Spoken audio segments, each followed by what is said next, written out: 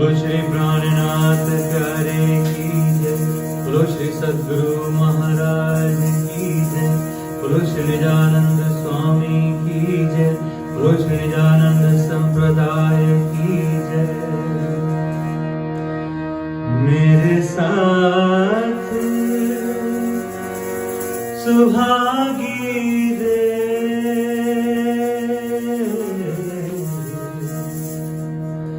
मेरे साथ सुहागी रे,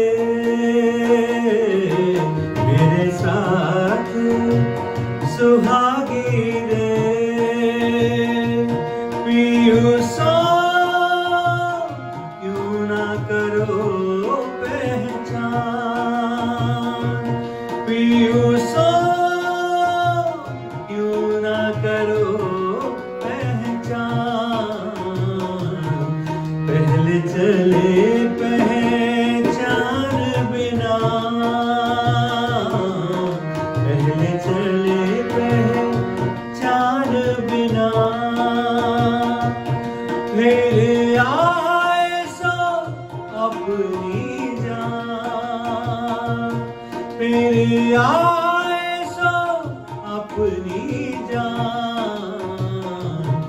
मेरे साथ सुहागी रे, मेरे साथ सुहागी रे।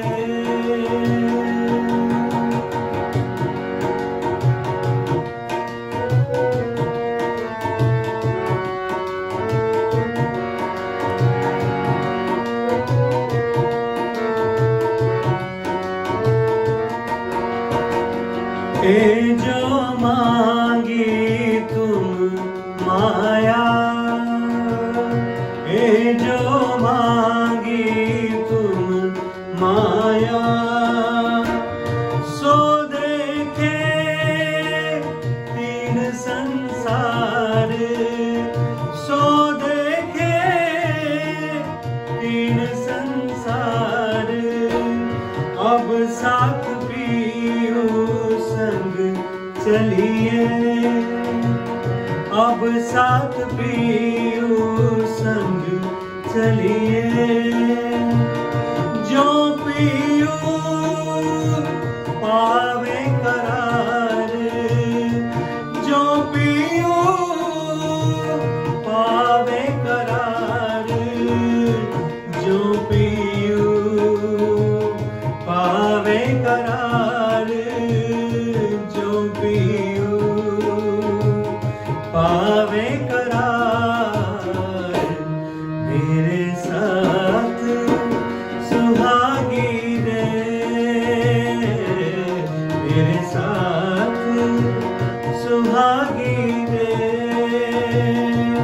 पीयूषो क्यों ना करो पहचान, पीयूषो क्यों ना करो पहचान। पहले चले पहचान बिना, पहले चले पहचान बिना। फिर आए सो अपनी जान, फिर आए सो अपनी जान। मेरे साथ सुहागी रे, मेरे साथ सुहागी रे।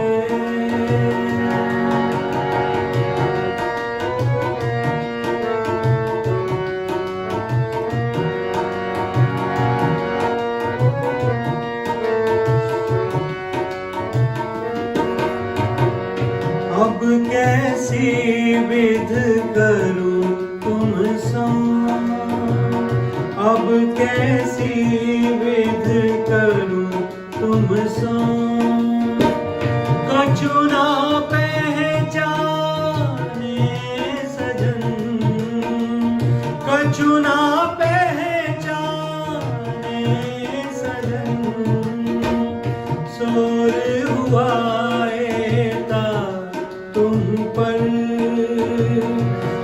दूर हुआ था तुम पर, क्यों आए नींद आकर, क्यों आए नींद आकर, क्यों आए नींद आकर, क्यों आए नींद आकर, मेरे साथ सुहागी रे, मेरे साथ सुहागी रे।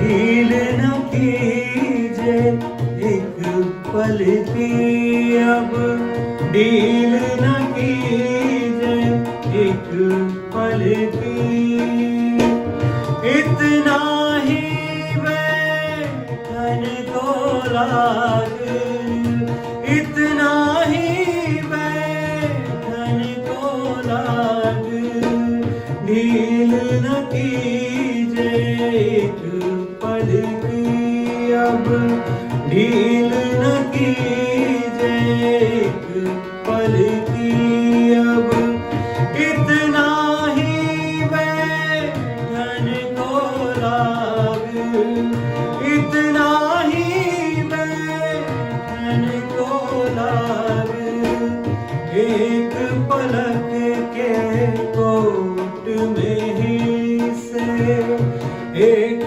पलक के कोट में ही से, हो जासी बड़ा भाग, हो जासी बड़ा भाग, हो जासी बड़ा भाग, हो जासी बड़ा भाग, मेरे साथ सुहागी रे,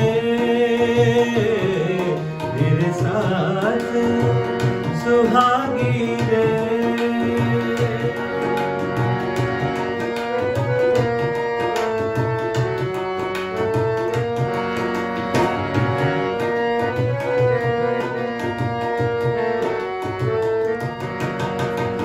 तुम सयाने मेरे साथ जी, तुम सयाने मेरे साथ जी, जिन रहो बिखरस लाग, जिन रहो बिखरस लाग, पाँव पकड़ कहे श्री इंद्रावती, पाँव पकड़ कहे श्री इंद्रावती, उठ खड़े रहो जाग, उठ खड़े रहो जाग, उठ खड़े रहो जाग, उठ खड़े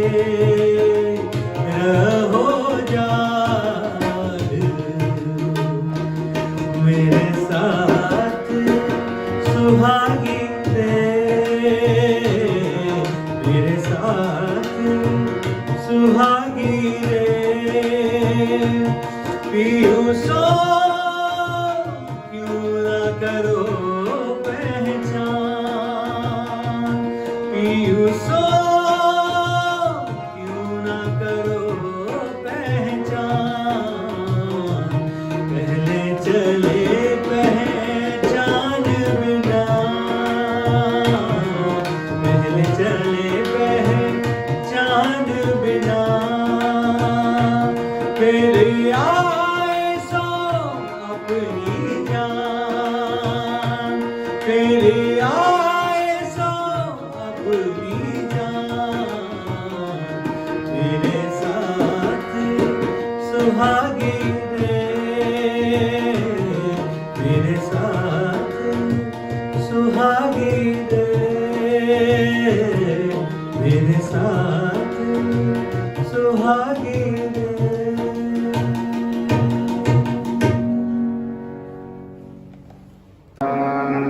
स्वामी। बोलो श्री सतगुरु महाराज, बोलो श्री निजानंद संप्रदाय सर्व सुंदर साथ। चलो जी।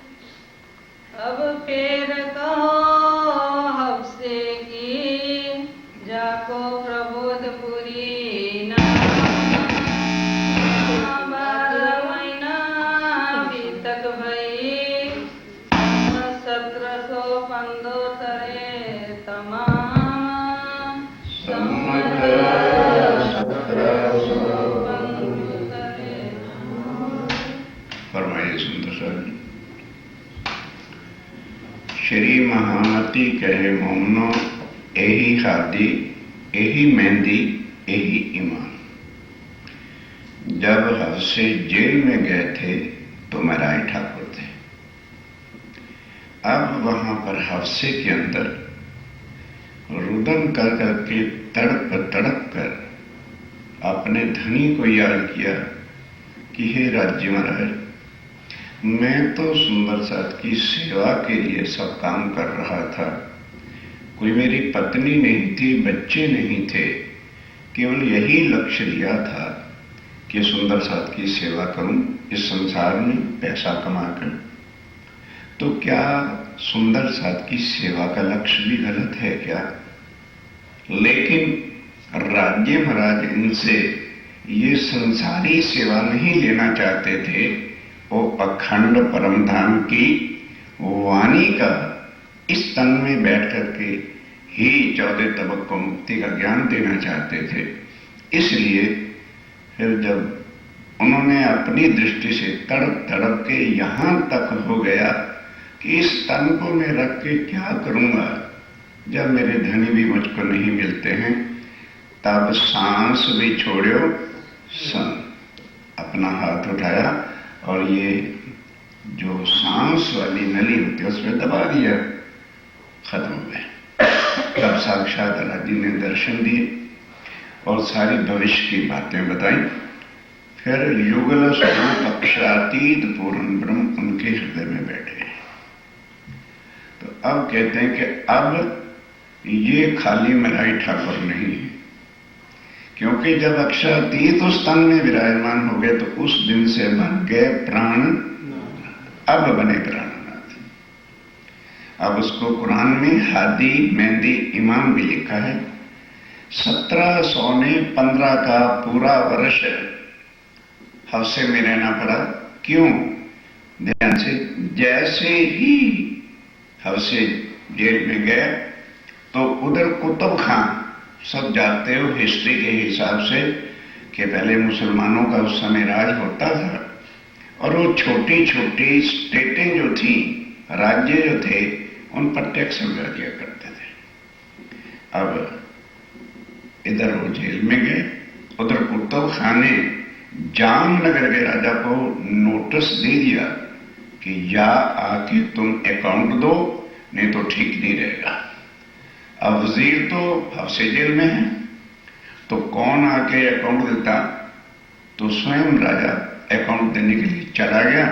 फाइलों की खबर नहीं थी, साल उधर ही लग गया। और साल के बाद आए तब रानियों ने सारा कुछ बताया, तो राजा ने अब बड़ी आदर सहित उनको बाहर निकाला, भरी सभा के सामने क्षमा मांगी और फिर सिरोपाव, बिल्कुल जैसा राजा राजे के साथ व्यवहार करता है इस तरह से उनको जुदा हुआ। अब वो किताबें जो उतरी थी राज्य महाराज की वाणी को लेकर के बिहारी जी के चरणों में पहुंचे, यहां कल जो गई थी। अब बिहारी जी की और उनकी आपस में क्या वार्ता होती है उसको सुनो। एक किताब में जो वाणी की उतरी थी, कौन कौन? रास, प्रकाश अने कटौती। ये तीनों किताबें लेके बिहारी जी के चरणों लगे बिहारी जी के कदम। बिहारी जी के चरणों में आके शीश झुकाया, क्योंकि राज्य तो अंदर बैठे, तो अपने मुख से थोड़ा कोई कहता है कि मेरे अंदर राज्य महाराज बैठे। अब उस समय बिहारी जी महाराज तो धाम के धनी थे, गादी पर बैठे थे, जाके उन के चरणों में शीश झुकाया। बात अभी तक की करी। अब ध्यान देना, तब बिहारी जी ने पूछा, मेरा ठाकुर क्या हुआ, कोई कष्ट तो नहीं हुआ? कहने लगे, जी नहीं, मैं तो अपने धनी को याद कर करके रोता। उन्होंने स्पष्ट अंदर आज बैठे हैं, तो झूठ थोड़ा बोलना किसी प्रकार का। तो कह दिया, मैं लिया पिया दिल से, धनी बैठे मेरे अंग, कि साक्षात मुझे राज्य महाराज के दर्शन हुए, उनसे मेरी ये बातें हुई, और वह धामधनी अब मेरे हृदय में साक्षात विराजमान हैं। और अब बिहारी जी आखिर गुजराती तो जानते थे, पहली 3 किताबें गुजराती भाषा में उतरी। अब उन्होंने जब देखा कि खटरूती के अंदर महाराज ठाकुर ने ब्रेहा किया है, रो रो के पुकारा है, हो धनिया अपन बैठे छे एक पुरी माहे। ये ब्रेहा कब का है? जब सतगुरुदेव चंद जी महाराज ने मुख पर कपड़ा डाल लिया था और जा करके उसी जामनगर के अंदर ही उनका सांवलिया ठाकुर भाई रहते थे, उसके घर चले गए थे। अब इधर सुंदर साथ उत्सव मनाते हैं, दिवाली आती है, होली आती है, सब पर्व आते हैं। अब सब सुंदर साथ एक जगह इकट्ठा हो रहा है, मेरा ठाकुर ही नहीं आते थे।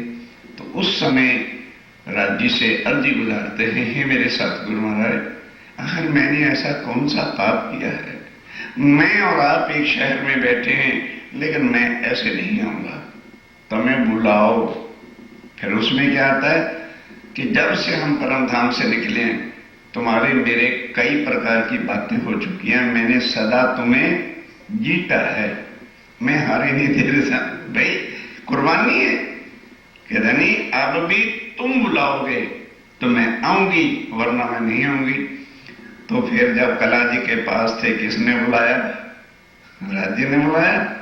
अब जब जेल में जाते हैं, फिर रुदन करते हैं, वो शाम पीऊ पीऊ करूं रे पुकारी। ये रेहा जो है ये हफ्से जेल का। तो वहां पर कहते हैं, धनी ना आओ, तुम्हें आना पड़ेगा। आगे क्या था, तुम बुलाओ तो मैं आऊंगी। अब मैं बुला रही हूं, तुम्हें जेल में आके दर्शन देना पड़ेगा। मैं जानती हूं कि तुम्हें किस तरह से जीता जाता है। परम धाम से ब्रिज में आए, मैं जीती। रास में जो मैंने चाहा तुम्हें करना पड़ा, मैं जीती।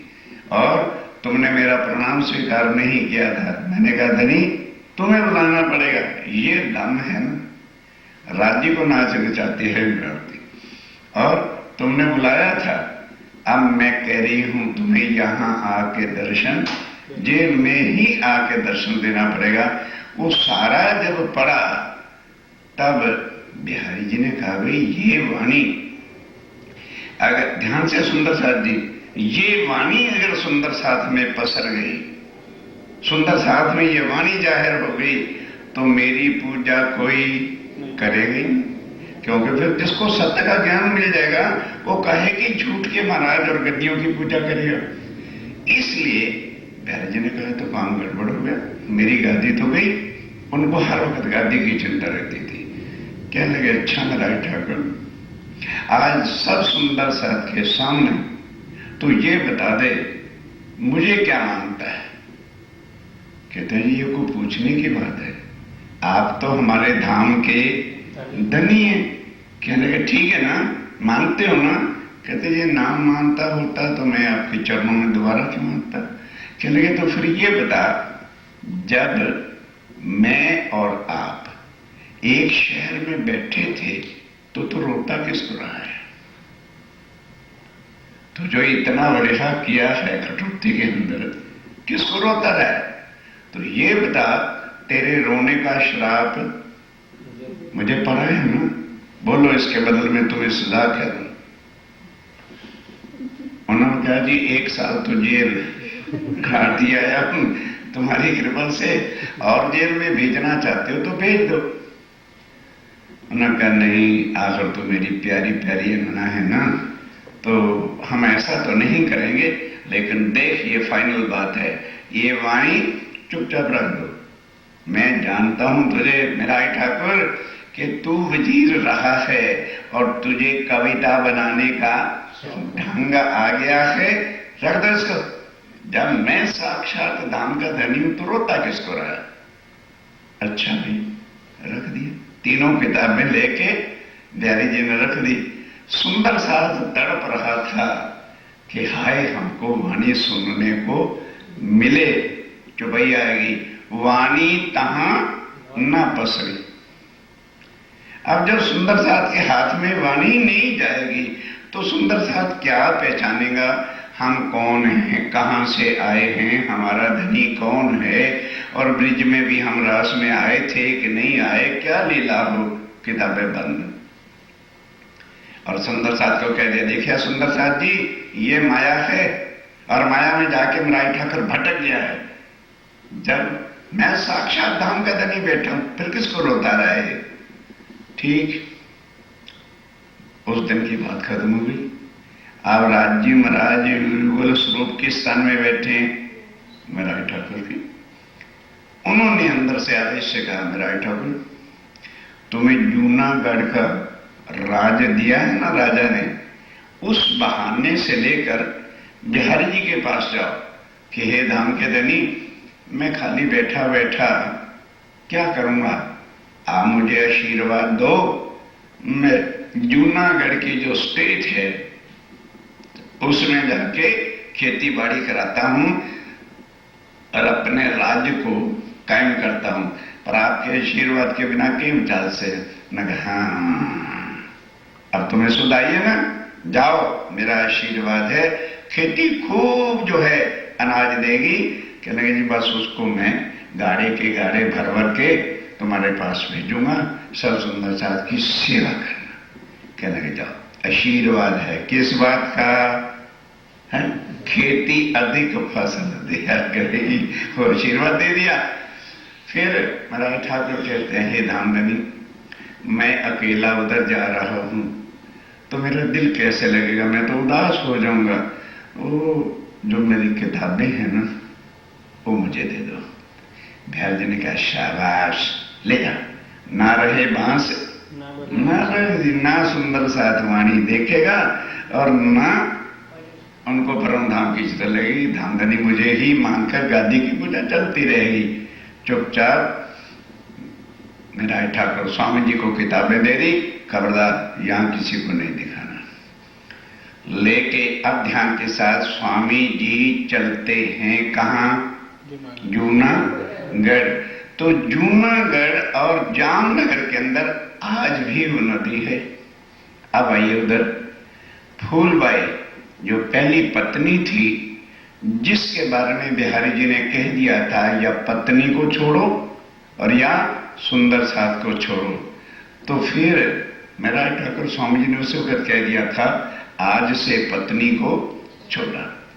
तब फूलबाई चिट्ठी लिखती है, वो आज भी चिट्ठी छप चुकी है और गुजराती में सब जगह मिलती है कि हे मेरे प्राणों के नाथ, मैं तुम्हारे पर बहुत खुश हूं कि तुम एक स्त्री के मोह में ना आकर राज्य के चरणों को नहीं छोड़ा, और यदि मेरा तुम्हारा संबंध है तो मैं 6 महीने के अंदर अपने शरीर को छोड़ दूंगी, पर मेरी पाती को संभाल के रखना। मैं इसके बाद मेरी आत्म किसी ना किसी सुंदर से सुंदर कन्या के हृदय में बैठूंगी, और जब तक आप मिलोगे नहीं मैं भी कहीं शादी नहीं करूंगी। अब वही फूलबाई की आत्म जूनागढ़ के रास्ते में कुटिया गांव है, गांव का नाम कुटिया, उधर गुजरात। वहां महावीर नाम के एक साथी थे, उनके घर में एक लड़की थी 12-14 वर्ष की, उसमें आत्म में प्रवेश किया। तो अब उनके पिताश्री जब जब भी सगाई का, लगन का काम बात करते हैं तो कहते पिताजी ना, मेरा लगन हुआ है, मेरा विवाह हुआ है, चिंता मत करो। हे पिताश्री, जब मेरे प्राणनाथ आ जाएंगे मैं आपको बता दूं। करते करते लड़की की आयु होगी 20-22 वर्ष की, और आज तो फिर लोग कुछ वो करते हैं लड़की को आयु के हिसाब से। उस समय बाल विवाह हो जाते थे। अब जब जब बहुत पिता ने, माता ने, सब ने जोर लगाया, कहने लगे बिल्कुल नहीं, मेरी शादी एक हो चुकी है। उनको पूर्व सारी बातें याद थी, आत्म थी, जागरण थी। अब ध्यान देना, स्वामी जी जब जामनगर से राजकोट जाते हैं तो बीच में नदी आती है। रात पड़ गई, पद यात्रा कर रहे थे, रात को वहीं नदी के किनारे ठहर गए कि सुबह नहा धो के आगे जूनागढ़ नजीक है, वहां मैं चला जाऊंगा। तो अब स्वामी जी सुबह उठे, नहा धो के तैयार हुए, तो लोग उस नदी का पानी पीते थे। तो तेज कुंवरी जी का पिता और वे गगरी लेकर के बर्तन नदी से पानी लेने जब आए तो दूर से तेज कुंवरी ने देख लिया कि ये मेरे प्राणनाथ, तो घूंघट निकाल लिया। तो पिता कहने लगे कि बेटा अभी तो तेरा लगन नहीं हुआ, कुंवारी है तो तुमने घूंघट किससे निकाला है? कहने लगे पिताश्री, मैं आपको कहती थी ना मेरी लगन विवाह हो चुका है, वो मेरे प्राणनाथ बैठे, वो सामने मेरे प्राणनाथ बैठे हुए हैं, और तुम जाओ उनको कहो कि भाई क्या तुम्हारी पहली पत्नी का नाम फूलबाई था, वो स्वीकारेंगे? क्या तुम्हारे गुरु ने इस तरह से पति पत्नी को जुदा किया था, वो स्वीकारेंगे? फिर उनसे पूछना क्या फूलबाई ने तुमको कोई लेटर दिया था? कह दे, वो कहेंगे हाँ, कह देना तो ये वही है भाई, स्वीकार, मुझे उनके चरणों में अर्पण कर देना, अब मैं घर नहीं जाऊंगी। वो जाके उनके पिता श्री जी ने सारी बातें जैसे कही, उन्होंने स्वीकार लिया। अब वहां लगन कौन करने आ रहे?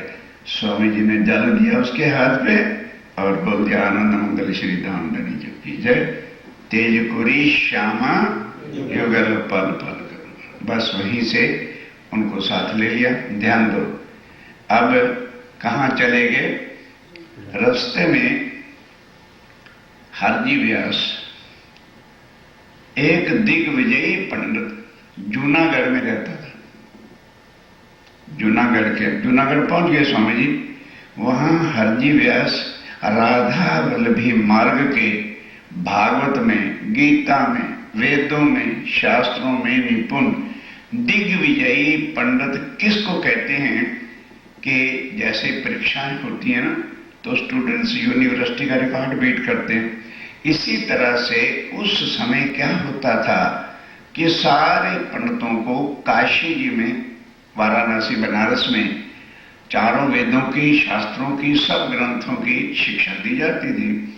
फिर उनकी परीक्षाएं होती थी, तो जब जो सबको हरा दे और अधिक वो जीत जाए, उसको फिर एक टाइटल मिलता था दिग्विजयी।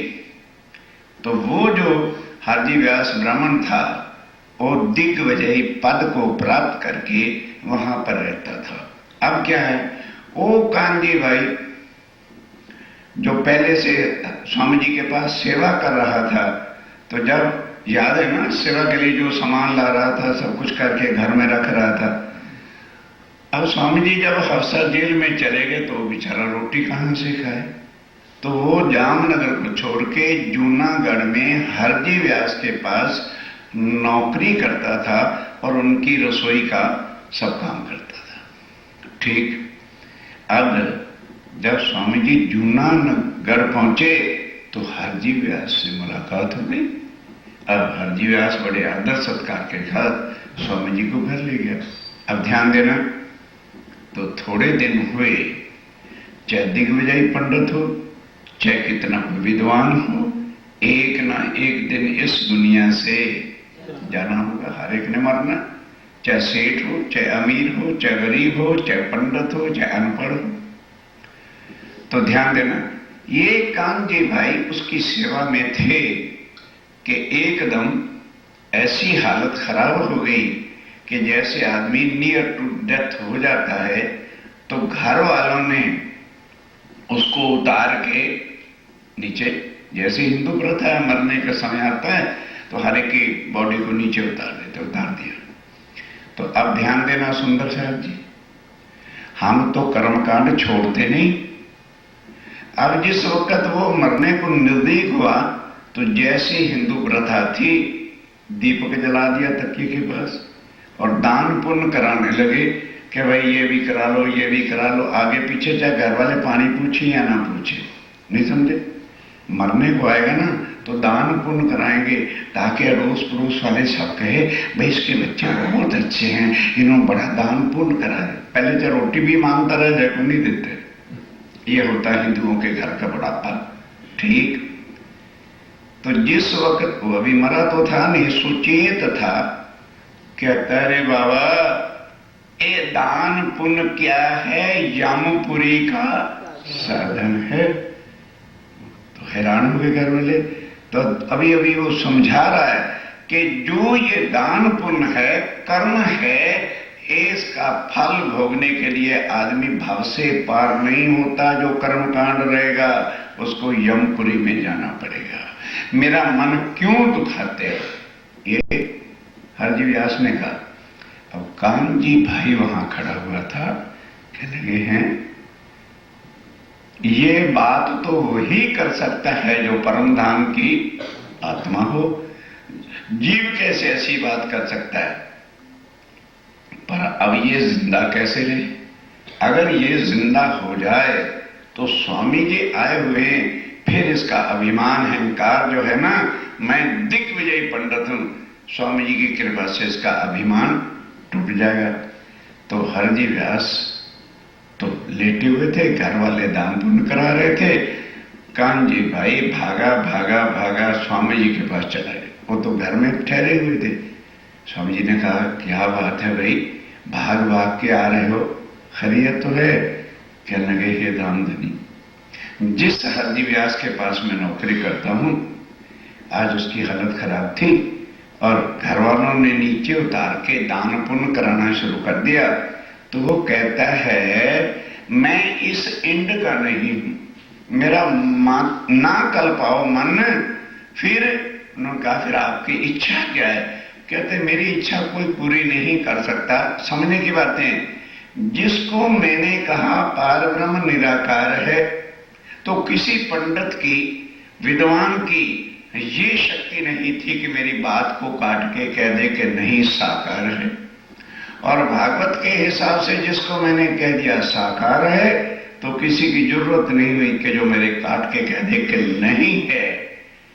हे स्वामी जी आप कृपा कर दो, वो मरे नहीं और जिंदा हो जाए तो फिर उससे जो है शास्त्रार्थ या वाणी से इसका अभिमान तोड़ दिया जाए। अब देखो हम छोटा सा काम करते, कहते मैंने किया है। स्वामी जी कहते देखो भाई कान्जी भाई, तुम आए हो राज्य करेंगे, खुद राज्य अंदर बैठे हैं तो भी अपने ऊपर नहीं लेते कि राज्य करेंगे, ये जिंदा हो जाएगा। पर बात यह है तू साक्षी रहना कि इसने ये बातें कही हैं। ये नहीं हो कि जिंदा हो जाए और फिर इनकार कर दे कि मैंने नहीं बात की। कहने लगे ये तो मैं नहीं करने दूंगा। कहने लगे अच्छा जाओ, राज्य चाहेंगे तो तेरे जाने से पहले उसको होश आ जाएगी। अब कांजी भाई आए तो आके देखा कि घर वालों ने उस हरजी व्यास को फिर पलंग पे डाल रखा है। उधर हुक्म हो गया तो फिर क्या बात थी, अब होश हो गई। अब कांजी भाई ने सोचा कि भी आगे तो मैं करता था नौकरी, नौकर को कहो ना थैला दे दो डॉलर, जा साग सब्जी ले, तो जाके कहेगा अरे भाई आधा किलो भिंडी दे दो, तो दुकानदार पक्की देवे कच्ची देवे कानी देवे जैसे देवे लेके आ जाता है। आके वो घर वाले डांटे कैसे लाया? बीबी जी मैं क्या करता, जैसा मैंने उनको कहा था उन्होंने मुझे दे दिया, लिया। ये तो होती है नौकरी। अब वो लगा सेवा करने, तो क्या करे, खेतों में चला जाए, ताजी ताजी बिल्कुल कोमल कोमल टिंडे, देसी तुरई और लौकी दूधी लावे और खूब ढंग से बनावे, छौंक लगावे, ताकि ये जल्दी से जल्दी ठीक हो जाए। अब जब ताजी ताजी वेजिटेबल होगी तो तंदुरुस्ती को, स्वास्थ्य को तो बट नेचुरल है, ठीक करेगी। तो एक दिन हरजी व्यास कहता है, ओ कान्जी भाई, अगर कोई इस समय मुझे 1000 रुपया भी रख कर मेरे सामने पगे लगता तो शायद उसकी इतनी बड़ी भीड़ से भी मैं प्रसन्न न होता। मैं आज प्रसन्न हूं तेरी सेवा पर, जो तू मुझे रोज इस तरह की ताजी ताजी सब्जियां ला ला के खिलाता है, जिससे मेरा स्वास्थ्य ठीक हो गया है। इसके बदल में जो कुछ तू मांग, मैं तेरी इच्छा पूरी करूंगा, ध्यान दो। तो कान्जी कहते हैं, हे हरजी व्यास महाराज, मुझे पूर्ण विश्वास है कि आप मेरी इच्छा पूरी करेंगे, और मैंने मांगना भी है, पर अभी नहीं। आप जरा और स्वस्थ हो जाओ, आपकी हेल्थ ठीक हो जाए, फिर मांग लूंगा मैं किस दिन, याद रखना मैं मांगूंगा अवश्य। फिर कुछ दिन और बीत गया, स्वास्थ्य ठीक हो गया, घूमने फिरने लगे हरजी व्यास महाराज, ठीक हो गए जब, तो फिर कहा, ले भाई कान्जी भाई अब मांग ले। कहने लगे, महाराज ध्यान दो, जिस दिन आप बीमार पड़े थे ना, और तुम्हारे घर वालों ने जमीन पर उतारा था, उस दिन कोई साधु महात्मा मेरे पास आ गया और उसने कहा, भाई हरजी व्यास की तुम सेवा करते हो? मैंने कहा, जी हाँ। तुम कैसे आए हो? कहने लगे, भाई ओ कान्जी भाई उनको बता रहा है कि वो काशी जी गया था, किस लिए? अपनी आत्मा का कल्याण करने के लिए। तो सबने यही कहा था कि हरजी व्यास के बिना तुम्हारे को आत्म कल्याण का कोई मार्ग बता सकता नहीं। और उसके बाद वो मथुरा वृंदावन गए, वहां के पंडितों ने भी कहा कि श्रीमद् भागवत के वेद हरजी व्यास के बिना कोई नहीं बता सकता। प्रयागराज गए तो उन्होंने भी कहा, तुम्हारी आत्म का कल्याण करना है तो सीधा हरजी व्यास के पास चले जाओ। तो वो पूछते पूछते मेरे घर आ गए, ध्यान दो। तब उन्होंने जब मेरे से पूछा तो मैंने उस साधु महात्मा से प्रार्थना किया था, ऐसा महात्मा तुम्हारी इच्छा तो पूरी हो जाएगी, पर किसी तरह कृपा करके कान्जी भट्ट को जीवित कर दो, मरे नहीं वो हरजी व्यास को, तो फिर मैं तुम्हारी मुलाकात करा दूंगा। तो उस साधु महात्मा की कृपा ही से आप जीवित हो गए हो। तो वो कुछ चर्चा सुनना चाहता है, उनको चर्चा सुना दो बस, और मेरी डिमांड पर्सनल कुछ नहीं, मुझे कुछ नहीं चाहिए। कहने हरजी व्यास कहते, वाह भाई वाह कान्जी भाई, एक तो तूने मेरे शरीर सेवा किया और दूसरा मेरी आत्मा के लिए प्रसंग बना दिया। भाई हमारे पंडितों का तो काम ही यही है कि हर वक्त आने जाने वालों के संशय मिटाने और चट्टा सुनाने। जाओ उस साध महात्मा को अभी बुला के ले आओ। जिस तरह से एज लाइक आपने खेतों में जाकर हरी हरी ताजी ताजी सब्जियां ला के मेरी सेवा की है, तो मेरे पास ये खेत है किसका? किताबों का। हर प्रकार की किताबें, वेद शास्त्र पुराण गीता भागवत सब हिंदू धर्म के सब रखे। तो जिस ग्रंथ से वो साधु महात्मा कहेंगे ना कि मुझे चर्चा सुनाओ, उसी तरह से मैं सब रहस्य खोल के उसके संशय मिटाऊंगा। ठीक। अब कान्जी भाई गए, स्वामी जी को कहा कि स्वामी जी अब आ जाओ, आज मौका हाथ आ गया है।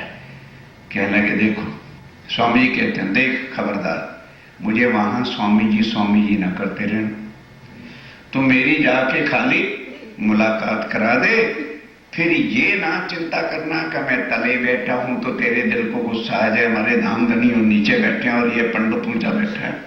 भाई उनका घर है, उनका आसन है, तो मुझे खाली मुलाकात करा दे, फिर मैं जानूं और तेरा हर जीव जाने, देखते हैं क्या होता है। मैंने कहा जी ऐसा ही करूंगा।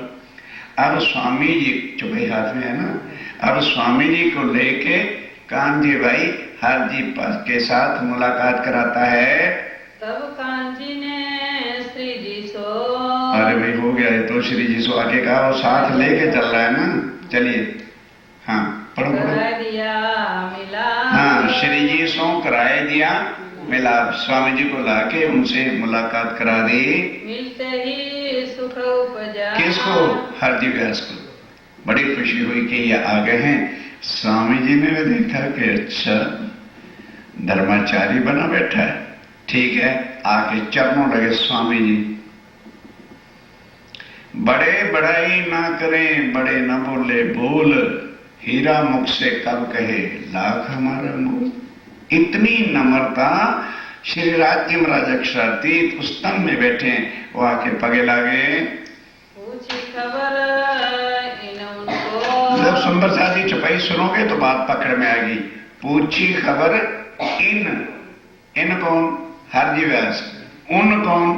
स्वामी जी को, क्योंकि उनके घर आए हैं तो हरजी व्यास ही तो पूछेगा आओ कि तुम रहते कहाँ हो। कहते कि महाराज संतों का क्या ठिकाना होता है, मैं परदेसी हूं। राज्य महाराज कह रहे हम तो प्रदेश में आए भाई, हमारा काय का ठिकाना है, जहां रात पड़ती है सो गए, सुबह उठे आगे चल दिए। मैं तो एक परदेसी आदमी भटकता फिरता था कि मेरी कोई आत्मा का कल्याण करे। काशी जी गया तो वहीं आपकी महिमा थी, हरिद्वार में गया तो आपके लोग गुण गा रहे थे, मथुरा वृंदावन गए तो आपकी महिमा थी, प्रयाग, ये चार ही खास हिंदू के स्थान थे कि बस फिर जहां जाऊं लोग यही कहें कि आत्म कल्याण करना है, तो हरजी व्यास के बिना कोई भी ज्ञान सुना सकेगा नहीं। और उस दिन मैं पूछते पूछते आया तो ये आपका जो सेवक कांजी है, इन्हें कहा भाई ऐसे करो, परमात्मा से प्रार्थना करो, और वो जीवित हो गए तो मैं चर्चा सुना दूंगा। तो मैंने उस पार ब्रह्म के चरणों में प्रार्थना की कि मेरी आत्म के कल्याण हरजी व्यास जो है जिंदा हो जाए, तो उनकी कृपा से आप जिंदा हो गए। भले साध तुम आए। एक एक शब्द सुनो, बड़ा इंटरेस्टिंग विषय। हरजी व्यास कहते हो साध तेरी बड़ी खुशनसीबी, तेरा भाग बड़ा ऊंचा है, मेरे बिना कोई भी आत्मा का कल्याण कर नहीं सकेगा।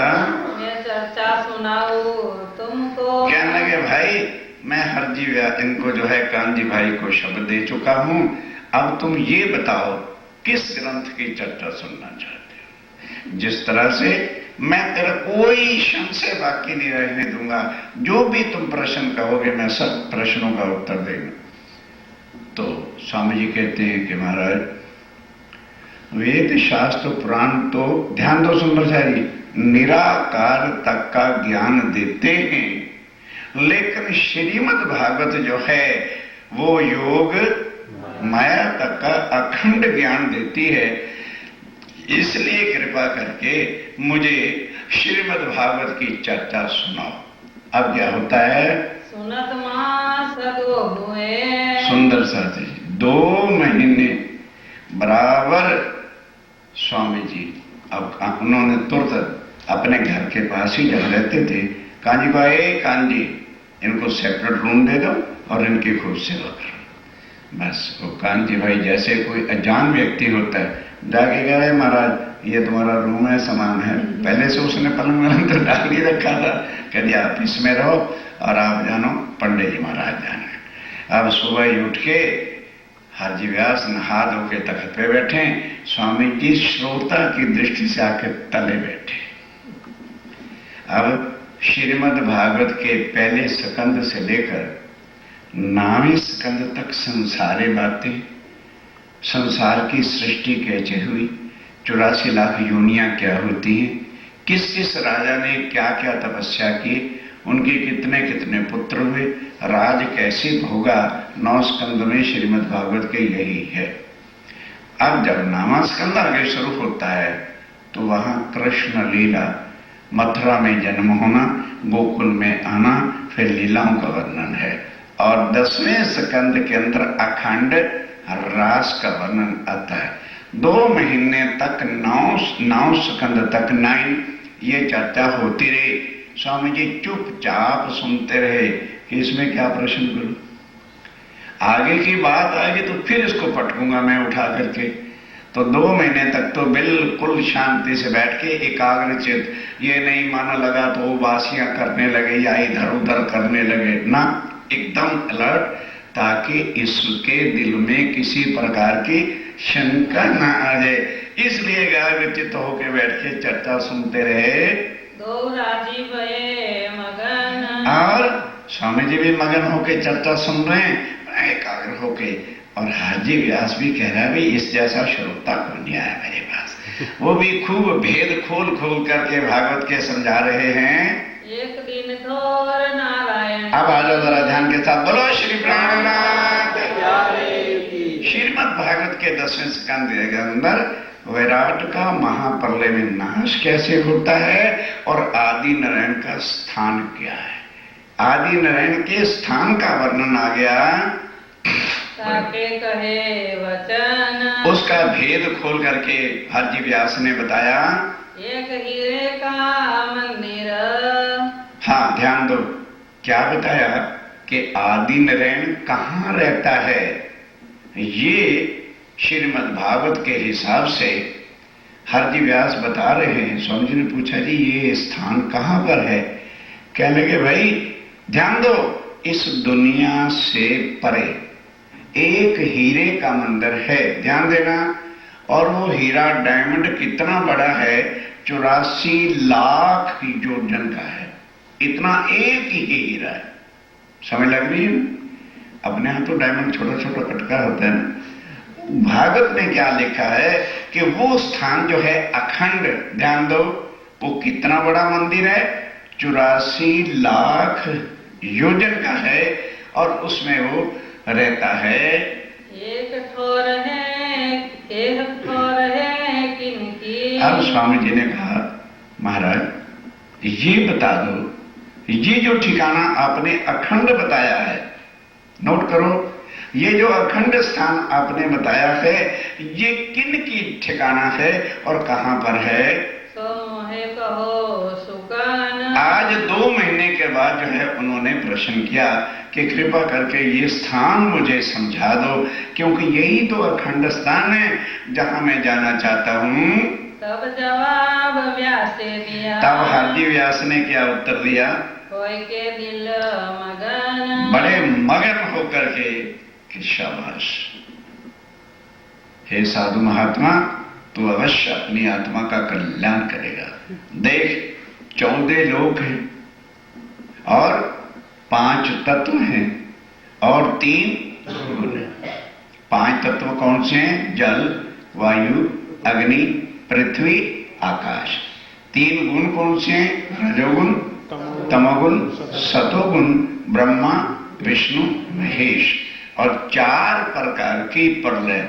ये श्रीमद् भागवत के हिसाब से हाजी व्यास स्वामी जी को समझा रहे। एक होती है नित्य प्रलय, एक होती है नियमित प्रलय, एक होती है प्राकृत प्रलय और एक होती है महाप्रलय। स्वामी जी ने कहा, महाराज इसका भेद क्या होता है।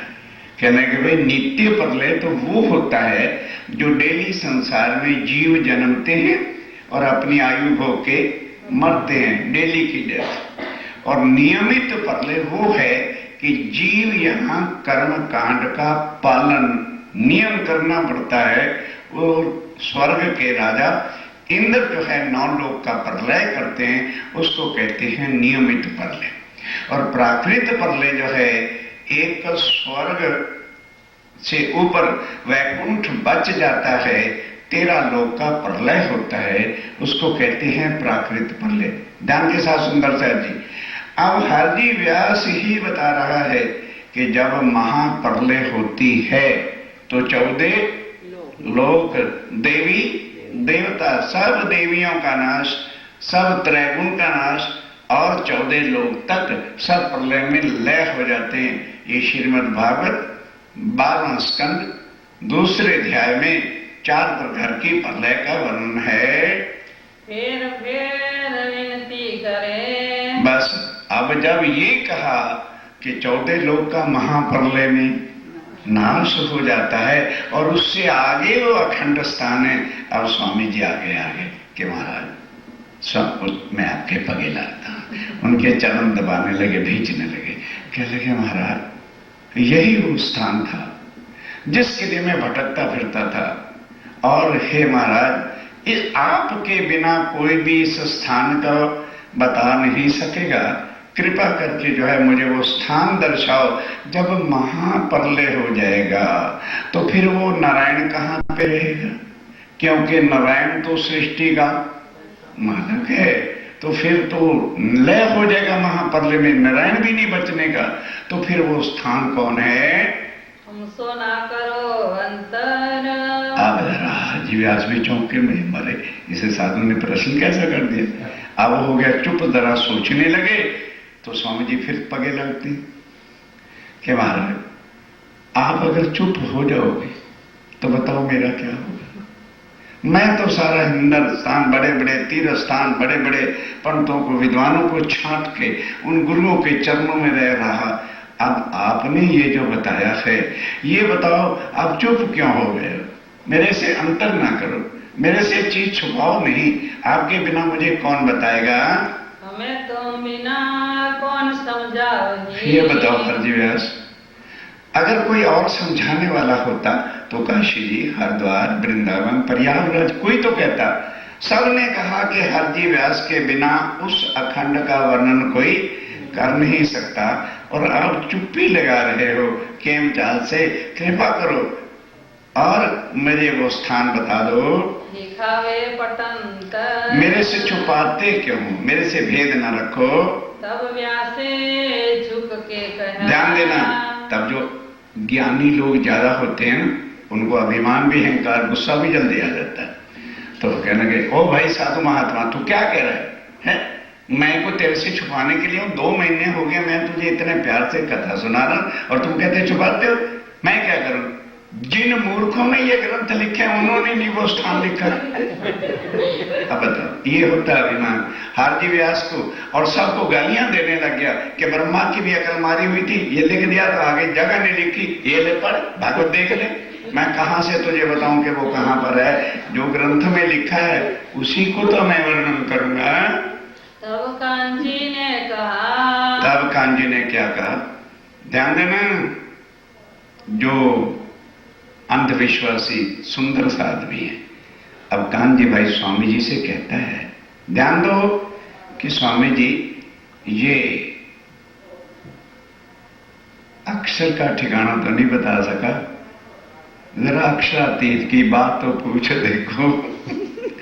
जो अक्षर के स्थान को नहीं बता सकता वो अक्षरातीत का क्या बताएगा? आया स्वामी जी को आया जोश, क्या जवाब करत है? वो कह रहा है स्वामी जी इससे अक्षरातीत का परम धाम के बारे तो पूछे, देखिए भले क्या उत्तर देता है। सुने इनके मुख विख्यात। जरा इनके मुख से सुने तो सही, ये परम धाम के बारे में क्या ज्ञान जानता है, क्योंकि दिग्विजयी पंडित अपने को कहलाता है। आया जो ससुरी जी को। हाँ, अब आया ससुर में जोश आया। पहले तो दिया धक्का, किसको? कांजी भाई को। कहने लगे, मूर्ख, तेरी अकल पे भी पत्थर पड़ गया है, जो क्षर में ही छका पड़ा है तो अक्षर का ठिकाना क्या बताएगा? और अक्षर की बात जो बता नहीं सकता वो अक्षरातीत के परम धाम का क्या वर्णन करेगा? क्या इसमें है, क्या रखा है इसके अंदर?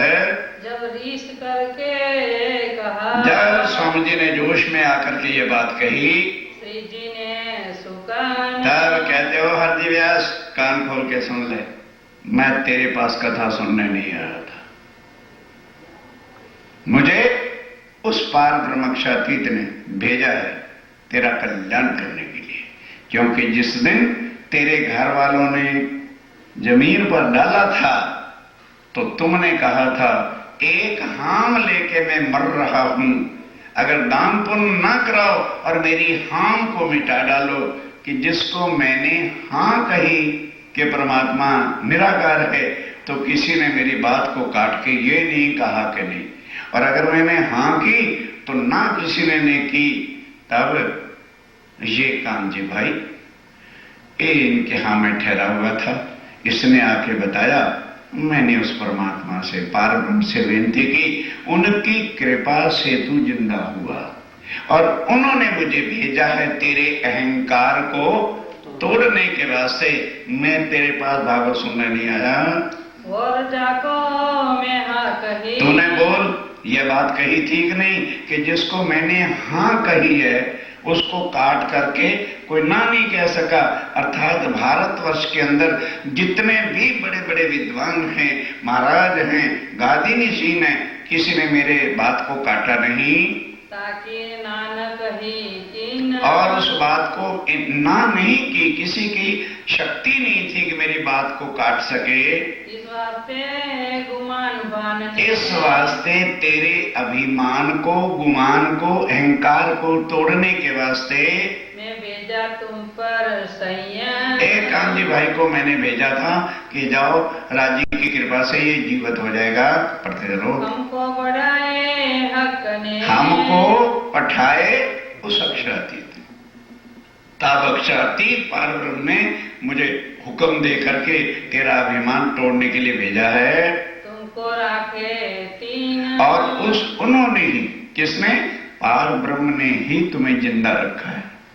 इतनी भी बात अंदर साक्षात राज्य बैठे हैं, इतनी भी बात अपने ऊपर नहीं लेते। कहना उसी पारब्रह्म अक्षरातीत की कृपा से तू जीवित भी हो गया है।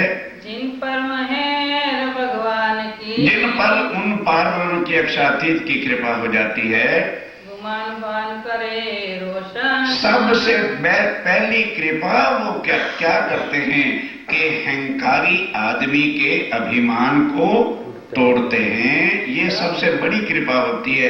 जब अहंकार, अभिमान किसी का टूटता है तभी फिर वो निर्मल होना शुरू होता है। तब व्यासे वचन कहे, तब अब ध्यान देना, अब अभिमान टूट गया, तब व्यास हाथ जोड़ के क्या कहता है? हे भगत राज, हे भगत राज, हे भक्तों के राज, संतों के महासंत, ये बात बिल्कुल ठीक है। मैं कहा यो ही कर, मैंने उस समय यही बात कही थी घर वालों को कि मेरे से दान पुण्य ना कराओ, क्योंकि दान पुण्य जो है उसका फल भोगने के लिए यमपुरी में जाना पड़ता है। मेरा अर्थ था इनका, मेरा अर्थ इसी मतलब के लिए था, और ये ठीक था। आज दिन तक मेरे प्रश्न का उत्तर कोई नहीं दे सका। कई गुलर लगे दरखत को, और जब अक्षर और अक्षरातीत की बात सुनी तो भागवत में लिखा है अक्षर, क्षर, अक्षर और अक्षरातीत। तब अब अपने को क्या कहता है? बस हे साध महात्मा, आज मुझे सुध आ गई। एक गुलर को आप लोग जानते होंगे, एज लाइक अंजीर। अंजीर होता है ना पेड़, वो पक जाता है तो बड़ा स्वादिष्ट फल होता है। लेकिन उसके उलट क्या है कि एक गुलर का पेड़ होता है, जैसे जैसे वो पेड़ में पकता है उसके अंदर कीड़े ही कीड़े हो जाते हैं, जीवड़े हो जाते हैं, वो खाने का नहीं होता। फिर जब पक के गिर, आप खुद दृष्टांत दे रहा है भागवत का कि जिस तरह एक बंद उस फल के अंदर सैकड़ों जो है जीव होते हैं, लेकिन बंद होने के कारण से एक दूसरे को कोई और लगता नहीं कि हमारे जैसा और कोई जीव है। अब अपने ऊपर दृष्टांत देता है, हे स्वामी जी, मैं उसी तरह से ये संसार रूपी गुलर के पेड़ में एक जीव था। मैं जब तक मेरा अभिमान नहीं टूटा था तो मैं समझता था कि मेरे जैसा कोई है नहीं। आज आपने मेरे अभिमान को तोड़ दिया, मुझे सुध आई तो कि मैं उस गुलर के एक जीवड़े के समान हूं। तो आज मैं छोड़े हथियार, तो हे स्वामी जी, आज मैं छोड़े हथियार। क्या कोई रिवाल्वर और गन से लड़ाई हो रही थी? ये मेरे हथियार। पंडितों के हथियार क्या होते हैं? ग्रंथ।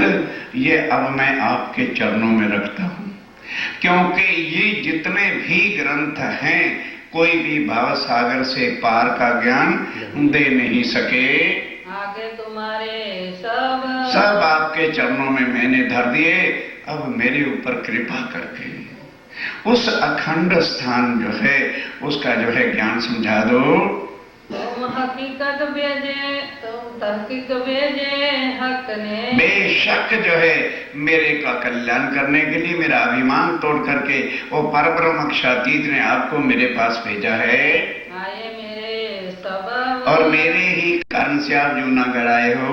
मोको बताओ तुम। हम ध्यान देना, एक एक शब्द सुनो। कृपा करके वो जो आपने अक्षर का और अक्षरातीत का स्थान बताया है वो आप मुझे दर्शाओ कि मैं वहां कैसे जा सकता हूँ। जो राह मुस्तकीम, वो जो अखंड परम धाम का, मुस्तकीम उर्दू का शब्द है, अखंड परम धाम का मार्ग रास्ता है, वो मुझे रास्ता दिखाओ। मैं तो कछु ना जानता। मैं उस अक्षर और अक्षरातीत के अखंड स्थान के बारे में मुझे कुछ भी ज्ञान नहीं है, मैं नहीं जानता। मुझे दिखाओ अजीब, वो अखंड जो परम धाम है स्वामी जी वो मुझे दर्शा दो, ताकि मैं भी जन्म मरण से छूट करके भवसागर से पार हो जाऊं। अब स्वामी जी कहते हैं सुंदर सा जी, अक्षर ब्रह्म की वासना थी, तब बताया कि भाई आदि नारायण का यही स्थान है। 14 लोग, 5 तत्व, 3 गुण के कण कण के अंदर जो है वो आदि नारायण महाविष्णु श्री कृष्ण का रूप सबके कण कण में है, जो गीता में लिखा है कि अर्जुन क्षरा सर्वाणी भूतानि, जब विराट का स्वरूप दिखाया ये वो है। इससे आगे क्या है? योग माया का अखंड स्थान है, और उससे आगे परमधाम के अंदर अक्षरधाम है, और अक्षरधाम का ही वर्णन यह है 84 लाख हीरे का मंदिर है, और उससे परे अक्षरातीत है। बस फिर उसको तारतम दिया स्वामी जी ने। सबसे पहले किसको तारतम दिया? हरजी व्यास को। बस जब ये काम हो गया, अब now come to the point.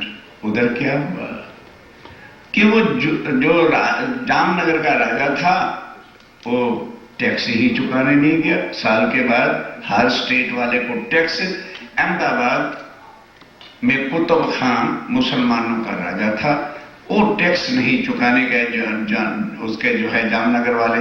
तब उन्होंने लिख के नोटिस भेज दिया कि फलां तिथि तक पिछले 6 वर्ष का जो टैक्स बाकी है चुका दो, नहीं तो इस डेट को हम तेरी स्टेट के ऊपर जो है आक्रमण करेंगे और तेरी स्टेट का नाश कर देंगे। ध्यान देना, हम कहते हैं राज्य महाराज क्या करते हैं। अब राज्य महाराज किसके तन में बैठे हैं? राय ठाकुर के। उन्होंने देखा कि भाई अगर वो आक्रमण कर देगा तो जामनगर में तो अपने सुंदर साथ बैठे हैं, ये नहीं होना चाहिए। अंदर से हुक्म दिया मेरा राय ठाकुर, जल्दी चलो आज ही वापस और जामनगर चले जाओ। वहां का वजीर मर चुका है, सारा टैक्स का गड़बड़ हो गई है, तुम जाके स्वयं एप्लीकेशन दे दो और जामनगर का वजीर बन के सारा बोझ अपने ऊपर ले लो। सुंदर साथ को कष्ट नहीं होना चाहिए। तो स्वामी जी गए, जाके बिहारी जी के चरणों लगे, कहने लगे बिहारी जी महाराज खूब मैंने आपको अनाज अनूज भेजा है, अब बात यह है मैं आपके चरणों से जुदा नहीं होना चाहता, और जामनगर के अंदर वजीर की पोस्ट खाली है, अगर आप हुक्म दे दो तो मैं वजीर बन जाता हूं, खूब आपकी सेवा करूंगा, आशीर्वाद आप दे। हाँ जा तमें नौकरी मिल जैसे, ये आशीर्वाद। वो तो मेरा ठाकुर इतने निपुण थे इस कार्य में, जाके नौकरी मिल गई। और ध्यान दो, कुतुब खान जो अहमदाबाद का मुसलमान बादशाह था उसको लिख के भेज दिया कि देखिए पहले वजीर की गड़बड़ रही हमारी जामनगर स्टेट में, और आज से मैंने वजारत की पोस्ट संभाली है, 1 साल का समय दे दो, पूरा टैक्स जो पिछले भी 6 वर्ष का है मैं चुका दूंगा, और यदि 1 साल के अंदर मैं पूरे टैक्सेस ना दे सका तो मैं आ जाऊंगा, मेरे फांसी पर लगा देना। मैं ठाकर स्टंप लगा के भेज। कुतुब खान के पास चिट्ठी पहुंची। वो जानता था कि राय ठाकुर जिस भी स्टेट का वजीर बना है वो समय से पहले टैक्स भेज देता है। उन्होंने कहा ओके, हम आक्रमण नहीं करेंगे, अटैक नहीं करेंगे तुम्हारी स्टेट पर, साल के अंदर सारा टैक्स चुकाओ। अब राय ठाकुर आप स्वामी जी जनता से बड़ी अपील की कि भाई टैक्स तो देना पड़ेगा। सहते सहते करते करते जितना को टैक्स दे सकता है, जबरन नहीं, उतना उन पर टैक्स लगाया, इकट्ठा किया। पर 6 साल का वो और 1 साल का और 7 साल का टैक्स कहां से हुए? ध्यान देना, कोई जब देखा कि मेरी जनता प्रजा टैक्स नहीं दे सकती तो आफ्टर 9 मंथ चुप करके अहमदाबाद स्वामी जी चले गए। स्टेशन के सामने आज भी प्रेमपुरी मोहल्ला है, आज भी, और वहां पर सेंट्रल जेल होती थी। वहां जाके अपने आप को खुद पेश कर दिया कि मेरी स्टेट इतना बड़ा टैक्स चुका सकती नहीं, मुझे फांसी लगा दी जाए। और मुसलमान तो अत्याचारी लोग होते थे, तुरंत बादशाह ने हुक्म कर दिया राय ठाकुर को जेल में डाल दो और फांसी वाले जो रूम है उसमें रख दो आफ्टर 3 मंथ्स, क्योंकि साल का हुक्म था, उससे पहले फांसी नहीं दे सकते। और इस डेट को इनको राय ठाकुर को फांसी दे देना। ठीक हो गया जेल, फांसी लगने की डेट निश्चित हो गई। और अब ध्यान से, ओ कांजी भाई याद है ना, अब उसको चला पता कि स्वामी जी को जेल हो रही है, फांसी हो रही है, तो मैं किस काम आऊंगा। फटाफट कहां गया? तेज कोरी जी के पास गया। कहते हैं महारानी जी फटाफट करो, एक अपने पोशाक दे दो, घाघरा साड़ी और श्रृंगार वगैरह सारा दे दो, बस उसके बाद जो धनी की कृपा होगी देखी जाएगी। अब वो लेके वस्त्र और पहन करके अहमदाबाद चला गया और जाके लिख के दे दिया कि मैं राय ठाकुर की पत्नी हूं, मुझे अंतिम मुलाकात करने की आज्ञा दी जाए। तो जिसको भले फांसी लगी हुई हो ना, उसकी वाइफ उससे मुलाकात कर सकती है। तो राजा ने आदेश कर दिया कि जाओ इनको मिला दो, और उसको बोल दिया मैं राय ठाकुर की पत्नी, 2 लाख से ज्यादा आपको अंदर रहने की इजाजत नहीं होगी। कहना नहीं, ठीक है। अब जो सुपरिंटेंडेंट था या जो कोई सिपाही विपाही थे वो उस रूम में ले गए और कहने लगे भाई जल्दी मुलाकात करके बाहर आ जाना, हम खड़े हुए। अब स्वामी जी को सूचना मिल गई कि आपकी पत्नी आपसे मुलाकात करने के लिए आ रही है। स्वामी जी हैरान कि भाई तेज कोरी वो कैसे आ गई। अब जैसे ही कौन कांजी भाई गया अंदर, बाहर से हुआ किवाड़ बंद, उसने स्वामी जी के चरणों में प्रणाम किया और अपने कपड़े दिए उतार कर, स्वामी जी जल्दी पहन लो और बाहर जाओ। स्वामी जी ने बड़ा उसको सुन, कहता नहीं मेरे प्राणनाथ ऐसा मत करो, मैं मर भी गया तो आप मेरे जैसे हजारों बना लेंगे और आपको कुछ हो गया, हमारा दुनिया में कौन होगा। बस जबरन से स्वामी जी के वस्त्र वो जो कैदी वाले होते हैं खुद पहन लिए और भाई जुराज वाले कपड़े उनको बना के धकेल दिया बाहर के, जाओ तुम। अब क्या करते भाई, वो घूंघट काट के स्वामी जी।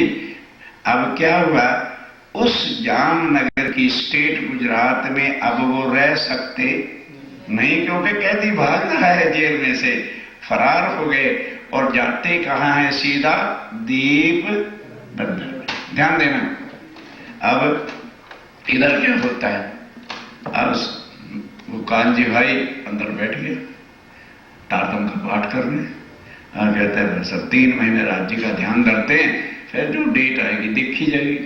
अब ध्यान देना, जब वो डेट आ गई फांसी वाली तो राजा, मजिस्ट्रेट, एसपी पुलिस, जल्लाद लोग आए, खोलो ओपन दी डोर और निकालो राय ठाकुर को बाहर। अब राज्य की कृपा भी तो उनके सिर पे खड़ी होती है जो राज्य के नाम पर कुर्बान होते हैं। तो एकदम राज्य की कृपा से क्या हुआ कि कानजी भाई का रूप मुल्लाओं जैसा बन गया और वो कुरान की आयतें करने लगा। मुसलमानों, राज्य का आवेश अंदर से बोल रहा है, तुम्हारे फना फिल्ला होने का और तमाम हो जाने का समय आ गया है। तुमने इतने पाप ढाए हैं, अत्याचार कर रहे हो, इंशाअल्लाह और ये होने वाला है, क़यामत में तुम्हारा नाश हो जाएगा। अब जब वो आयतें और क़यामत के निशान बोले तो बादशाह भी और सारे अफसर कांपने लगे। तो हैरान हो गए, भाई हमने बंद तो किया था महराज ठाकुर को, और ये कौन है दाढ़ी वाला मुल्ला? तो कहने लगे हजूर हमारी बादशाह हमारी गलती को माफ कर दो, अब आपका हुक्म क्या है, हम कहाँ आपको पहुंचा दें? कहने पहुंचाना कहाँ है, मेरा घर जामनगर है, आपको पता नहीं, रथ मंगाओ और मुझे जामनगर छोड़ के आओ। तब बादशाह ने टोकरियां मिठाई की, फल की भी भेंट की और उन्हें बिठा के कहाँ पहुंचा दिया? जामनगर चले गए। अब तेजपुरी ने पूछा अर्धांगिनी ने भी, वो कहाँ पर है? कहने महाराज चुप रहो, भी कुछ नहीं। स्वामी जी कहे दीप बंदर, और फिर अब दीप बंदर स्वामी जी पहुंच गए। बाद में तेजपुरी भी उनके पास पहुंच जाती हैं। फिर कहो श्री जी की, अब श्री जी का क्या हुआ, ध्यान से सुनिए। जो बीतक बीते इस्लाम, जो अब यहाँ से जागनी का कार्य स्वामी जी शुरू करते हैं। कोई संसार का झगड़ा पकड़ा था ही नहीं। अब चले, सबसे पहले कहाँ गए जागनी के लिए? दीप बंदर में पहुंच गए। बड़ाई करी दज्जाल सो, अब किस तरह दज्जाल जो है अर्चने डालता है, अब किस तरह से स्वामी जी फिर भी जागनी का काम करते चले जाते हैं। तो कहो मुकाम और ठाम, किस किस मुकाम में जगह पर गए, कैसे कैसे पहुंचे, क्या क्या माया ने युद्ध किया और कैसे कैसे सुंदर साथ की जागनी हुई। जब जाम वजीर विदा रही, जब वहां से विदा हुए, देख कसाला दुख, दुख का कसाला फांसी के तख्ते तक पहुंच गए तो फिर और बड़ा दुख क्या होता है। हुक्म हक सुबान, तब श्री राज्य महाराज का हुक्म हुआ, अब ये पावे सुख, बस अब परम धाम की वाणी का प्रचार करो और सब सुंदर साथ को, आत्मा को जगाओ, अखंड सुख की प्राप्ति सुंदर साथ को हो। तब गुजरात से आए दीप में, तब गुजरात से चल के दीप बंदर में आए और वहां पहुंच गए। वापी के पास ही जो है दीप वर्धमन है। भाई साथी जयराम के घर, ध्यान देना, तो सतगुरुदेव चंद जी से एक अपना सुंदर साथ था जिसका नाम था जयराम भाई, वो वहां पे रहता था। अब महराज ठाकुर को स्वामी जी को पता था कि ये हमारे सुंदर साथ का घर है। उसका एड्रेस पूछ करके उसके घर में पहुंच गए। उठे मिले आनंद सो, ध्यान के साथ, कौन? अरे भाई जिसके घर गए वही तो उठेगा। जयराम भाई जो था उठा, मिला और कहता क्या है, समझ से ध्यान से सुनना। बड़ो सुख पायो देख कर, जयराम भाई महराज ठाकुर को देख, अरे उन्हें क्या पता भी राज्य महाराज जी के अंदर बैठे हुए। तब उनको देख करके उठा, पगे लगा, गले लगाया, कुशल लगा पूछने, हाल चाल पूछने लगा। कौन? जयराम भाई पूछने लगा कि जी समाचार ठीक है ना, आप किस काम के लिए यहाँ पर पधारे हो, मुझे सेवा बताओ। तब जवाब दिया श्री जी ने, तब स्वामी जी ने क्या उत्तर दिया? हम आए तुम्हारे काज, हम तुम्हारे काज है, मेरा कोई काम व्यक्तिगत नहीं, तेरी आत्मा को जगाने के लिए आया हूँ। हमको भेजा हक ने, मुझे श्री राज्य महाराज ने भेजा है। हुक्म दिया श्री राज्य महाराज ने हुक्म दिया कि जाकर के जयराम भाई को माया से निकालो, परम धाम की याद कराओ। तारतम लेके तो ये घर बैठ गया और ये शुद्ध बुद्धि भूल गया है। चलो राह इस्लाम, जो सतगुरुदेव चंद जी ने हमको रास्ता बताया है उस रास्ते पे चलने के लिए, चलाने के वास्ते मैं तेरे पास आया हूँ। हुई चर्चा इन समय, इस समय चर्चा हुई देवचंद्र जी सोले के, ध्यान के साथ उस समय से लेके आज स्वामी जी को आवेश चला, जोश आता है।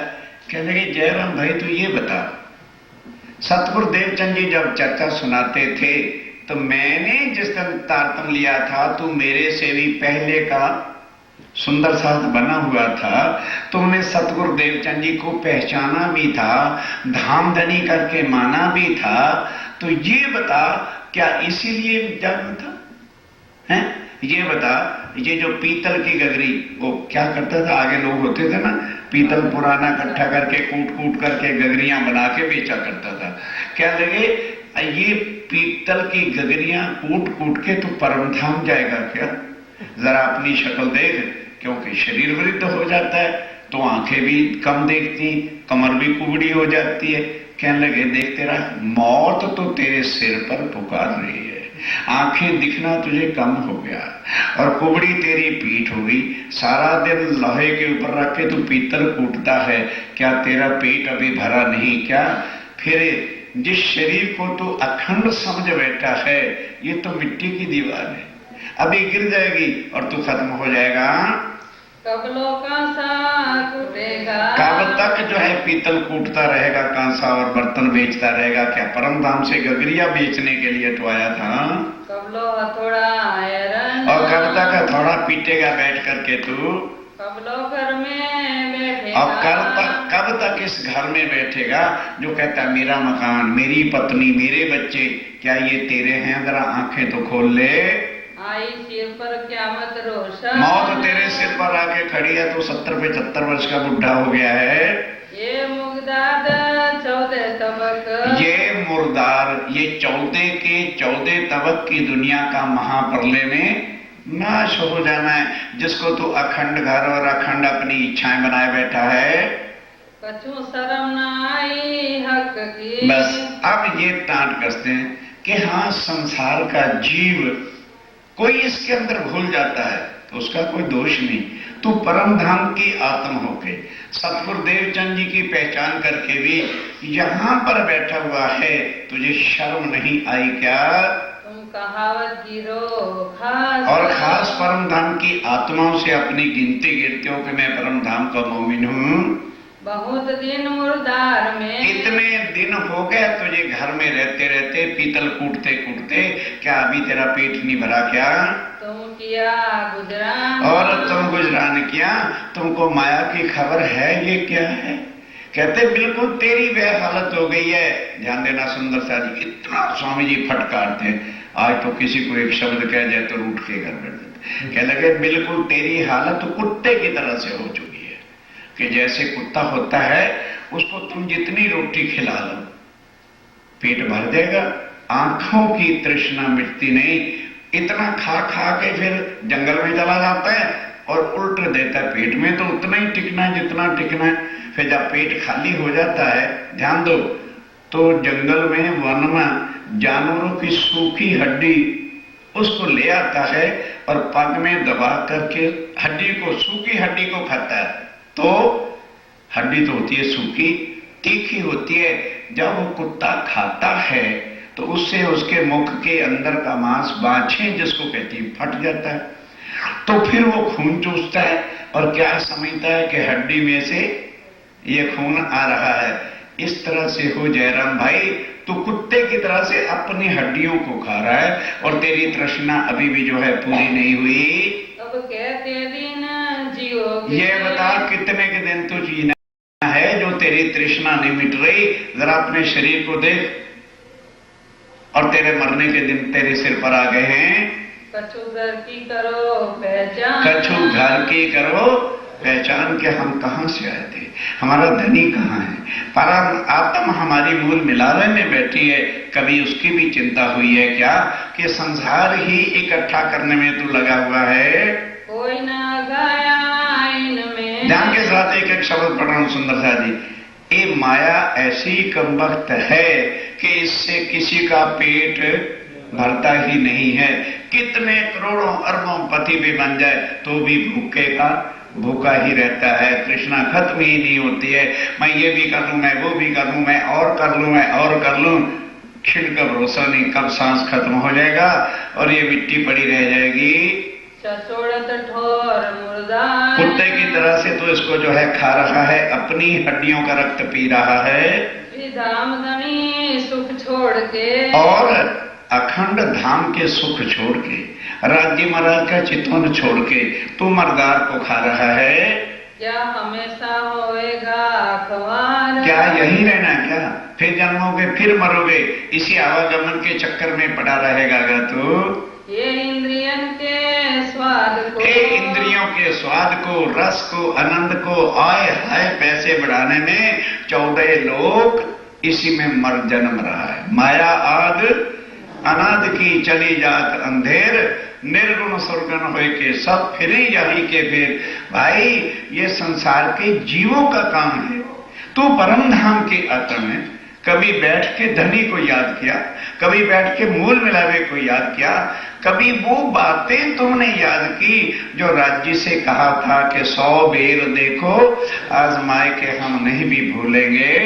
तो वो न आवता तुम में। स्वामी जी कहते हैं वो बातों की तो इतनी भी सुगंधी तेरे अंदर नजर नहीं आती, तुझे तो माया की हाय हाय चढ़ी हुई है ना चर्चा चितवन। और ये बता दू, जब से तू तारतम लेके आया, क्या कभी तूने सत्संग किया घर में बैठ के? क्या तेरे घर में कभी सत्संग होता है? तो अगर तू सत्संग करता है तो बोल किसकी आत्मा को तूने जगा के तारतम दिया? क्या कभी बैठ के तू घर में चित्तवन भी करता है? क्या तेरे घर में कभी सत्संग सप्ताह बाद 4 दिन बाद कभी होता है क्या? ना साथ मिलावा संयम, और ना तुमने एक भी सुंदर साथ की यहाँ जागनी की है, ना दिल को किया रोशन, और ना तूने अपनी आत्म को जगाने का कुछ काम किया है, बस माया के पीछे पड़ा हुआ है। ये वचन सुन के रोया, ये वचन सुन के रो पड़ा। जब सच्ची याद आती है तो सिर पटक पटक के रोने लगा। क्या कहता है? भूल मानी अपनी सब, वह चरणों में कह गए कि महाराज ठाकुर इसमें कोई शक नहीं, मैं माया के जीवों की तरह से यहाँ रल मिल गया था। अब ध्यान देना, राज्य महाराज ने मेरे अवगुणों को नहीं देखा कि मैं उनको याद नहीं किया था।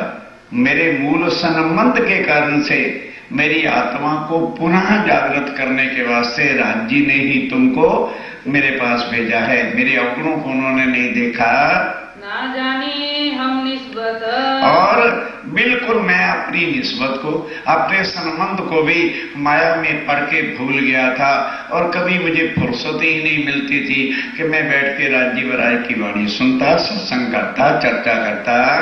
ना कछु भई पहचान, इसलिए तारतम तो मैंने जरूर ले लिया था, नाम का प्रणामी बन गया था, मेरी आत्मा जागृत नहीं हुई। ना तो हम ऐसा क्यों करें? नहीं तो मेरा ठाकुर ये बताओ, अगर मेरी आत्मिक कुछ जागृति हो जाती तो भला फिर मैं माया में डूबता ही क्यों?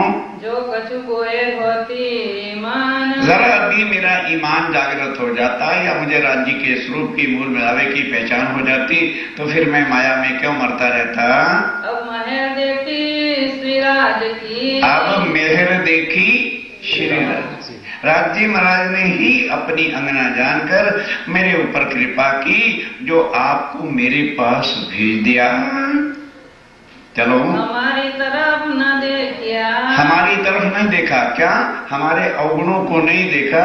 मैंने राज्य को याद करता तो राज्य चाहे कि इसको छोड़ दो ना, राज्य महाराज कभी भी अपनी आत्माओं से जुदा हो ही नहीं सकते हैं। हम तो डूबे संसार, हम तो बाकी महराज ठाकुर, अभी महराज ठाकुर ही कहेगा, अभी देखना क्या होता है। मैं तो माया में डूबा पड़ा था।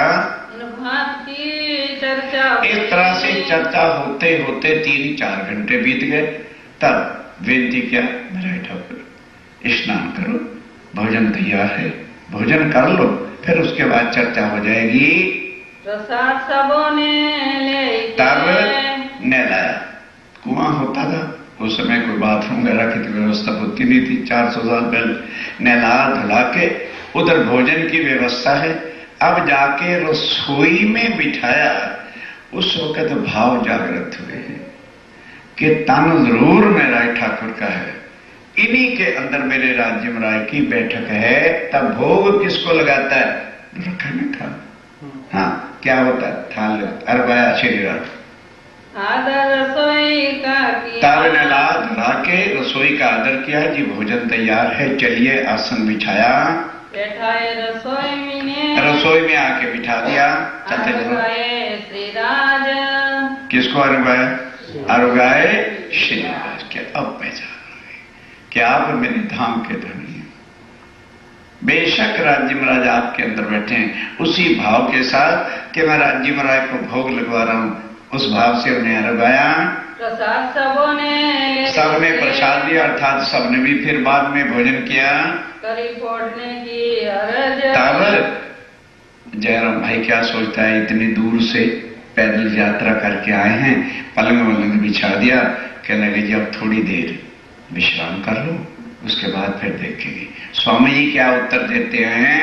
हम ना आए फोड़ने। अरे भाई तू मुझे क्या पलंग बिछा के देगा, मैं अदालत में था, तेरे से भी ज्यादा कीमती हमने पलंग देख रखे। मैं फोड़ने के लिए नहीं आया, मेरी गर्ज है कि मैं अपनी आत्माओं को जगाऊं। हमारी तो और गरज। भाई मैं और गरज के लिए आया, मैं पलंगों पर अच्छे बिस्तरे और महाराज श्री पक्का भोजन करते हैं, वो खोया नहीं हूं। तुम्हें माया से काटने, तुम्हें माया से निकालने का दर्द मेरे हृदय में राज्य महाराज ने भरा है, मैं इसलिए तुम्हारे पास आया हूं। हम आए इनका, इस काम के वास्ते आया हूं। तुम छोड़ो मुर्दार, तुम इस मुर्दार को छोड़ो। रोटी तो सब खा चुके थे, बस फिर चर्चा शुरू हुई। क्या चर्चा शुरू हुई? कहने लगे हरजी जयराम भाई, मुझे दुख इस बात का है कि कोई आदमी पहली बार कोई काम करता है ना, उसमें भूल भी खा जाए तो लोग कहते हैं भाई चलो जाने दो। ये बता, क्या पहली बार अपन ब्रिज में आए थे कि नहीं? बोल, पहली बार ब्रिज में आए थे? सतगुरुदेव चंद जी ब्रिज और रास की चर्चा भी साक्षात कर करके भी बताते थे। फिर उस वक्त बोल क्या माया नहीं थी, बच्चे भी थे, परिवार भी था, कुटुंब भी था, कबीला भी था, सास ससुर भी थी, लोक लाज भी थी। तब भी हम गोपियों के रूप में सारा काम काज करके जब बंसुरी बजती थी तो जमुना तट पे जाते थे, फिर राज्य महाराज का आनंद लेके फिर घर में काम काज करते थे। तो आज किस बात की मौत आ गई तुम्हें? कि क्या तुझे मुसीबत नजर आ रही है कि आज को बच्चे ज्यादा तो नहीं? आज तो बच्चे भी कम है, सास ससुर लोक लाज है, फिर क्या सारा दिन इसी में रचे पचे रहने के वास्ते हम संसार में आए? ठीक है, उनका कर्तव्य करो, लेकिन हर वक्त चित्तवन राज जी महाराज के लगा रहना चाहिए। फिर उसके बाद जब हम माया में भूल गए और राज्य महाराज को ही परपुरुष कह दिया, तो राज्य ने उस ब्रह्मांड को प्रलय कर दिया और नित्य वृंदावन में जाके अपना भी तन नया धारण किया। नौतन हमारे प्यू जी, नौतन श्रृंगार जी ने हमारो नौतन और नौतन आकार जी नित्य वृंदावन में हमारे भी नए तन हुए। तब वहां ब्रह और विलास जो है दो लीला हमने करी। जब ब्रहा हुआ एक खिन का रास के अंदर तो हमसे रहा नहीं गया और राज्य से कह दिया, हे धनी उस घर ले चालिए, हे वाला जी तमें ते घर ले चालियो जहां हम तुमसे और तुम हमारे से जुदा ना हो। अरे वहां रास के अंदर एक पल की जुदाई की नहीं सहन हुई और आज 300 वर्ष हो गए। सुंदर साथ जी हमें 400 साल परम धाम से, लेकिन और की याद है, सगे संबंधियों की चिंता है, भाई बहनों की चिंता है, राज्य का सुमरन का समय हमारे पास नहीं। सब काम के लिए है जगह, टाइम है जीवन में, हम करते फिर रहे। एक नई समय तो वाणी मथन करने का, चितवन करने का, वही समय हमारे पास नहीं है, फटकार रहे। बोलो क्या मुंह जाके राज्य को, आखिर एक दिन यहां से चलना होगा। और राज्य को कहा था 100 बेर आजमा देखना, माया में हम जाके भूलेंगे नहीं। बता क्या मुख राज्य को चल के दिखाएंगे? क्यों कर तुम सुख में, और अब किस तरह से सुख आनंद के साथ ब्रिज में रहते थे, चलते चलो। और अब तुम आकर के माया के सुख के अंदर मगन हो गए। ना तुमने कभी ब्रज। बोलो श्री प्राणनाथ प्यारे की जय। पिया तुम हो तैसी कीजियो मैं अर्ज करूं मेरे पीब जी। हम जैसी तुम जिन करो मेरा तलप तलप जाए जीव जी।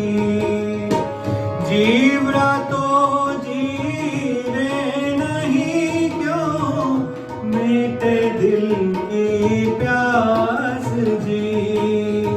तुम बिना किन सो कहूँ पिया तुम हो मेरी आस जी। आस बिरानी तो करूं जो कोई दूसरा हो जी। सब वेद वाला जी सामरथ दिन रहन जात रोए रोए जी। जन्म अंगी जो मैं होती सो क्यों देखूनी के कर जी। जब तुम आप देखाओगे तब देखूंगी नैन नजर जी। ये पुकार पिया जी मेरी सुन के अब ढील करो अब जिन जी। किन किन खबर जो लीजियो एती अर्ज करूं दुल्हीन जी।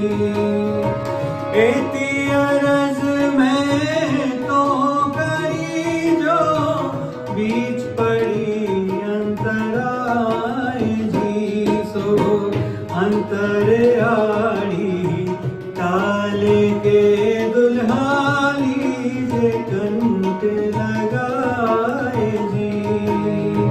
कंठ सो कंठ लगाए के पिया कीजे हास विलास जी। वारणे जाए श्री इंद्रावती पिया राखो चरणों के पास जी। तुम दुल्हा मैं दुल्हनी पिया और ना जानू बात जी। इश्क सो सेवा करूं धनी सब अंगों साक्षात जी। सदा सुखदाता धाम धनी मैं क्या कहूँ इन सो बात जी। श्री महामति युगल स्वरूप परवारी अंगना बल बल जात जी। पिया तुम हो तैसी कीजियो मैं अर्ज करूं मेरे पीर जी। पिया हम जैसी तुम जिन करो मेरा तलप तलप जाए जीव जी। पिया तुम हो तैसी कीजियो मैं अर्ज करूं मेरे पीर जी। बोलो श्री प्राणनाथ प्यारे की जय।